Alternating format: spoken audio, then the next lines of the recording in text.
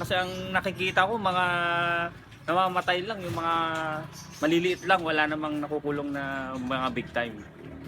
Kawa lang yung mga pag naibalik. Yun, magkaroon ng hustisya yung mga napatay na hindi naman dapat na mapatay. Unang-una po doon sa mga sinasabi na nangyari kay Presidente, yung mga tukhang-tukhang. Marami pong napatay doon na hindi naman po dapat karapat-dapat na mapatay.